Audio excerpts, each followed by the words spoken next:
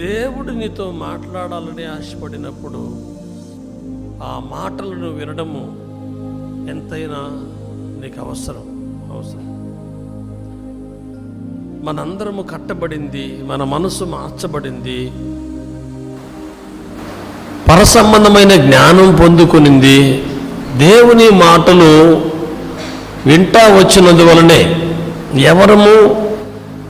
మనలో ఎవరిమి ఈ లోక విధానాన్ని బట్టి, జ్ఞానాన్ని బట్టి, మనుషులు మనతో మాట్లాడడం బట్టి మనం మార్పు చెందలేదు.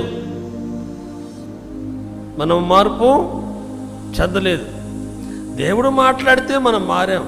ఎందుకంటే మనలో ఎంత చెత్తుడిందో, ఎంత వ్యర్థతుడిందో, ఎంత లోకముండిందో చూసారా. మనము దాన్ని ఎప్పటికీ తీసివేయలేనంత ఉండింది లోకం మనలో. మన స్వభావము అంతగా చెడిపోయి ఉండింది.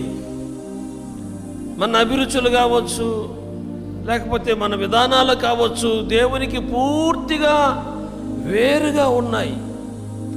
అలాంటివన్నీ కూడా మన జీవితాల్లో సరిచేయబడ్డానికి కారణము దేవుడు మాట్లాడినందువల్లే, దేవుడు మనల్ని దర్శించినందువల్ల.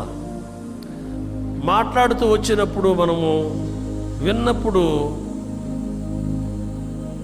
మనము దైవ చిత్తాన్ని తెలుసుకొని మార్పు నొందాం. అయితే ఈరోజు దేవుడు మాట్లాడడంలో మరో ప్రయోజనాన్ని గురించి మనం విందాం. మరో ప్రయోజనం అదేంటంటే, దేవుడు మనతో మాట్లాడుతూ ఉన్నప్పుడు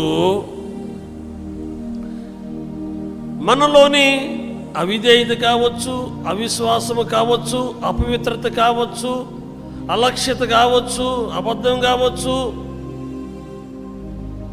ఎన్నో మనలో దేవుడు చూసినటువంటి వాటిని బట్టి దేవుడు మనతో మాట్లాడుతూ వస్తాడు. తన పొరపాటును గ్రహించగలిగిన వాడు ఎవడు ఉండడు.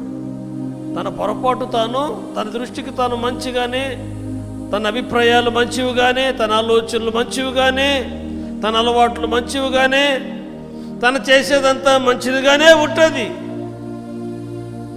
అయితే ప్రియులారా, అది దేవుని దృష్టికి అంగీకారము కాకపోవచ్చు. కాబట్టి దేవుడు మాట్లాడుతున్నప్పుడు మన లోపాలు కనబడతాయి. దేవుడు మాట్లాడుతున్నప్పుడు మన తప్పిదాలు మనకు తెలిసొస్తాయి. దేవుడు మాట్లాడుతున్నప్పుడు మన అవిధేయత ఎక్కడో, మన అవిశ్వాసం ఎక్కడో, మన నిర్లక్ష్యత ఎక్కడో, మనం ఎక్కడ బలహీనమై ఉన్నామో, ఎక్కడ దేవుని యొక్క చిత్తాన్ని చేయకుండా ఉన్నామో, ఇవి మనకు తెలిసొస్తాయి దేవుడు మాట్లాడుతూ ఉన్నప్పుడు.